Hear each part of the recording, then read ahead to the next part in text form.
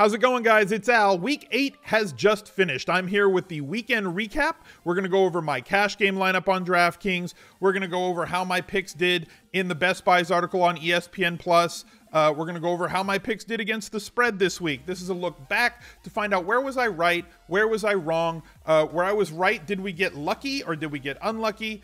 Where I was wrong, or was the process just off and I read things the wrong way, I read the tea leaves the wrong way and things just didn't work out for us, and how we can look at that and possibly get better as the weeks and the months go on throughout football and basketball season. I think that looking back at your own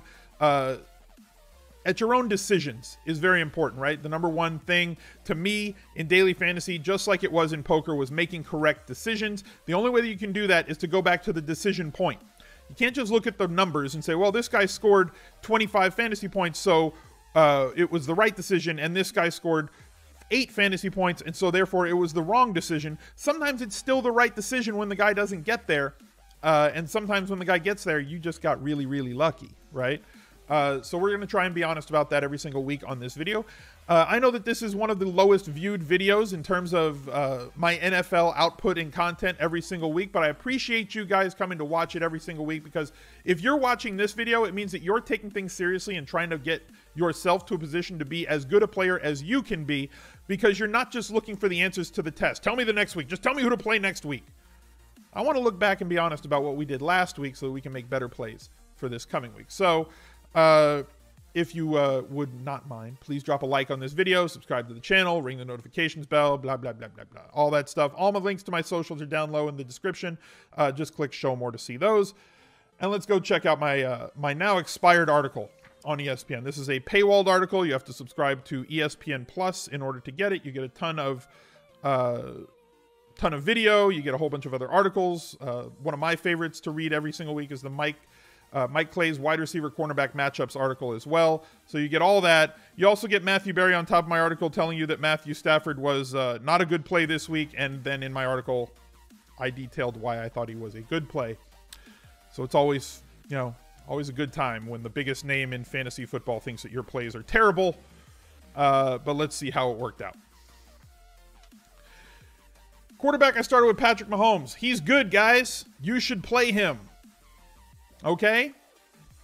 I don't know how much more analysis I have to give than just play Patrick Mahomes literally all the time.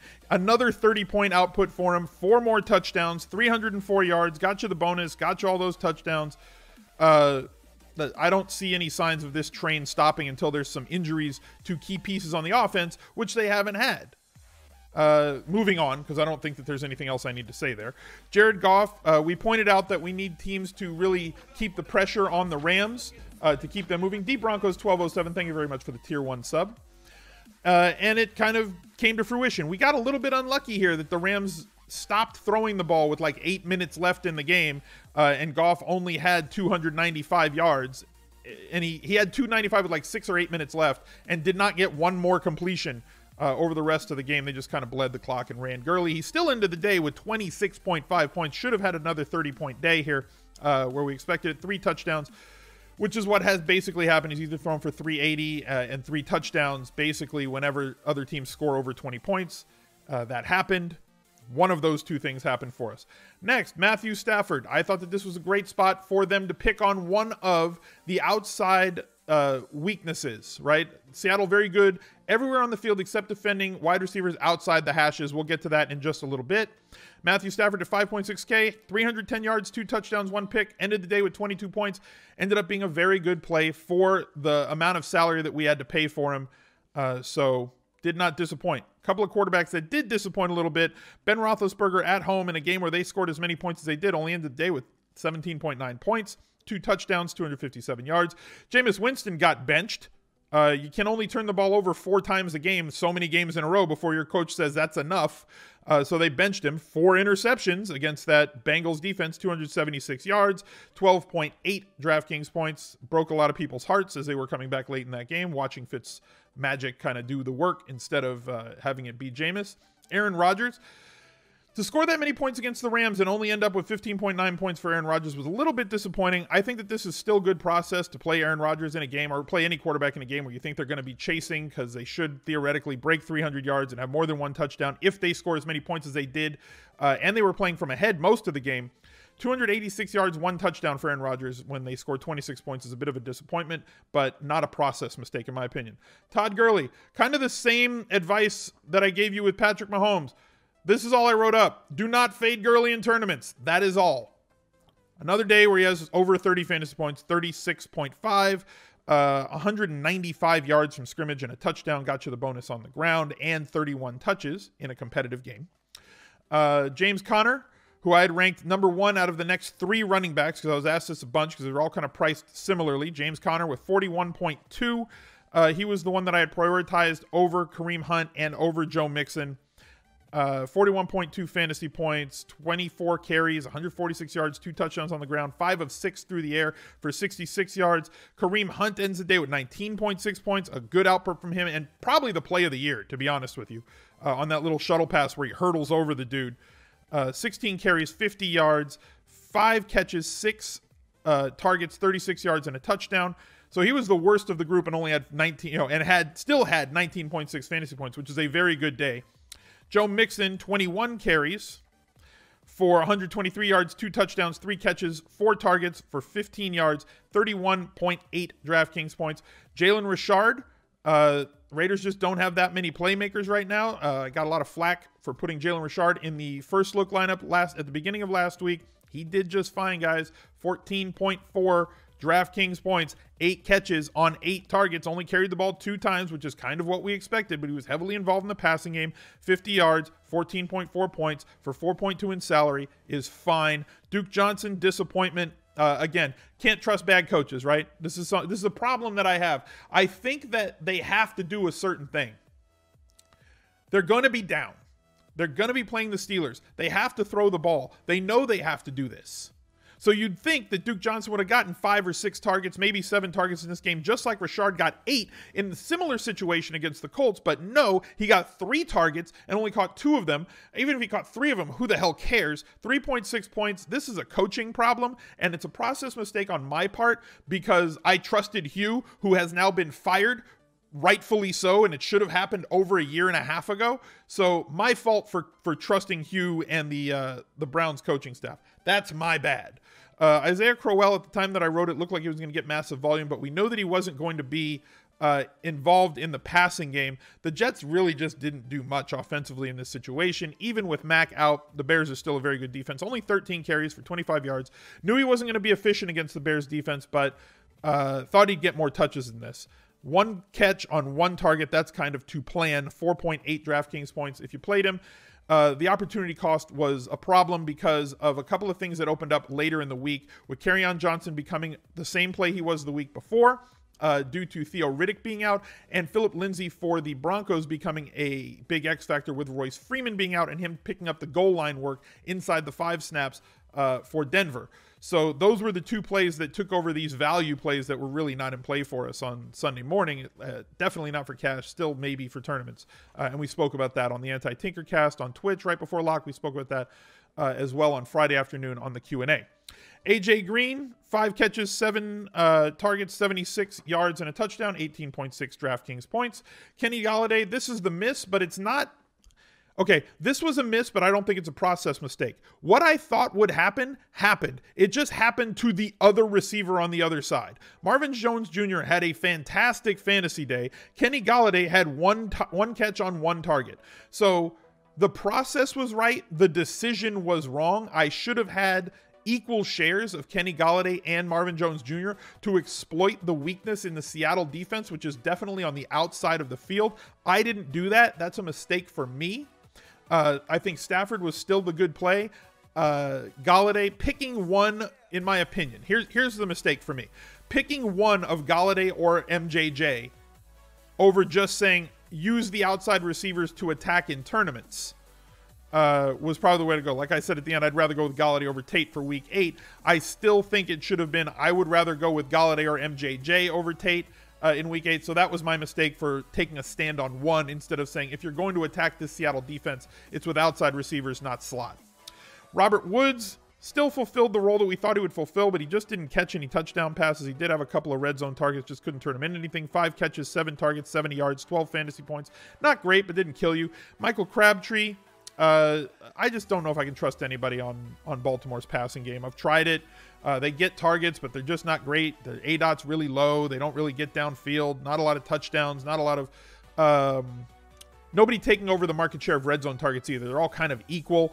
So it's just a sloppy situation to try and dissect from a fantasy standpoint. Ends the day with 3 catches on 5 targets, 31 yards, 6.1 DraftKings points. Robbie Anderson got a DNP. He was inactive, so hopefully you didn't play him and you saw that. Because, like, if a guy's not going to play, y'all need to just not play him, right? Travis Kelce did Travis Kelce things with 6 catches on 10 targets, 79 yards, and a touchdown, and dropped another one, dropped a touchdown, a potential touchdown catch in the end zone. 19.9 DraftKings points for another week. Vance McDonald, 7.7 points. Now, when you take that into consideration that he had 3 catches on 3 targets for 47 yards, no touchdowns, 7.7 points doesn't look like a smash. The problem is so many tight ends failed this week and have been just flopping all over the place. A lot of people were on CJ Uzoma. I wasn't. We detailed why. Too low a floor of targets for me. 2 targets is well within his wheelhouse. So I want a guy that should get more. This was a down week on targets for Vance McDonald, but 7.7 points came in handy, especially considering, once again, trusting bad coaches in a good game script for the passing game, and they don't throw the ball to David Njoku literally at all. He did have 1 end zone target, but didn't count because it was on a pass interference. There, he didn't come down with it. Posted the Blutarski. 0.0 DraftKings points. Jesus Christ. So that's a miss, but I'm still going to be playing Njoku in weeks to come. The price should just come down, and the ownership should come down along with that, so I'm going to be fine with that. O.J. Howard, 16.8 DraftKings points. He was an absolute smash, and he was the cheapest. Him and McDonald were the 2 cheapest, and they performed just fine for the salary. 4 catches, 4 targets, 68 yards, and a touchdown. As far as the defenses, the Bears, not great, but not bad. They just didn't get a lot in terms of turnovers and sacks.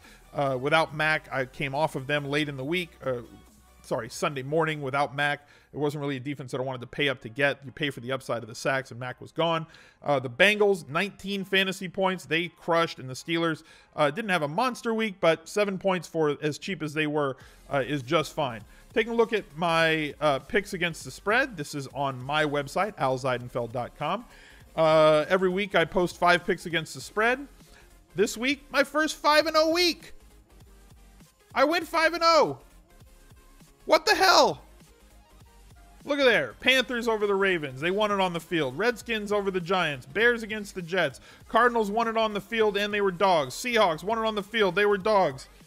I'll take the 5-0. That pushes us to 24-15-1, which my chat has informed me that we would be 200th out of 3,200 competitors in the Super Contest in Vegas. I am not in that this year. I will get in that next year, not because I think I'll do great, but because I like to have skin in the game. I want to have cash behind what I'm telling you guys to do. So next year, I promise I will get in that.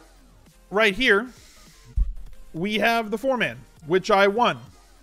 Only because I should have come in second again, which is my goal. I want to come in second in this tournament. Right here, Todd Gurley, knelt. Todd Gurley not going into the end zone cost Adam Levitan cost him the game, which ended up letting me win the 4-man this week, so I took it. Is what it is. I got lucky here winning this little 4-man tournament. This was my lineup. Jared Goff, as we spoke about, James Conner, Phillip Lindsay, who became the X factor for us once Freeman was out. Odell Beckham Jr., I know I did not write him up. I wrote up AJ Green, but I could not afford AJ Green, and I had Odell Beckham 1 notch below him at 500 less. So I was trying all week to get AJ Green into this lineup, and I just couldn't get there. Martavis Bryant, we'll talk about this one in a second. Robert Woods, O.J. Howard, Kareem Hunt, Steelers D. The thing that I was debating Sunday morning was Martavis Bryant versus Anthony Miller. if I'd come down from Bryant to Anthony Miller on the Bears once Allen Robinson was ruled out the night before, or once it was sure that he was going to be out the night before, we knew that Miller was going to be in play. I felt that because Martavis Bryant was rumored to be in the starting lineup, that he would get 60-65% of snaps at wide receiver, get you those 3, 4, 5, 6 targets. Maybe he busts a long one. Martavis Bryant played 7 snaps, y'all. That ain't good enough. So we got bad information, misinformation from the Raiders staff who fed it to the beat writers, and the beat writers report what they've been told. I'm not blaming the beat writers for this. Just, again, my fault for trusting bad coaching staffs, right? So, and you can see that he was 75%. I think me, Adam, and Pete all played him. That would have given me $300 extra. That $300 extra would have gone to spend here on the Steelers, turning them into the Bengals, who I preferred to the Steelers defense this week and who had 12 more fantasy points. That would have been 30 more fantasy points for this team, essentially, which scored 167.9. Taking a look at the $1,500 tournament, the Game Changer, single entry tournament. I doubled my money. I 1,500 became 3,000. Fine.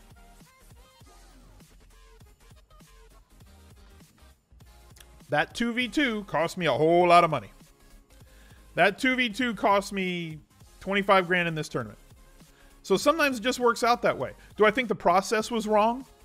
Going with Bryant and Steelers over Bryant and Steelers over Miller and Bengals? No. The Steelers on paper were a better defensive play this week. Miller, to me, was a worse offensive play, assuming that Bryant plays 65% of the snaps, because to me they were a coin flip, but with the win that was expected in Chicago, I went with the one that was in a good weather situation in a game that should shoot out, and it did. Sometimes it just doesn't work out, guys.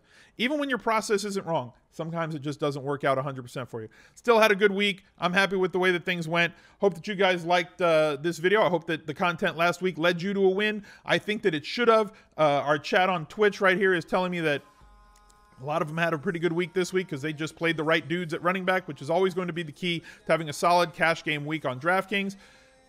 Thank you guys very much for being here. If you're still here, click a like on this video. There's the subscribe button. Here's another video for you to check out. I'll catch up to you later. Bye.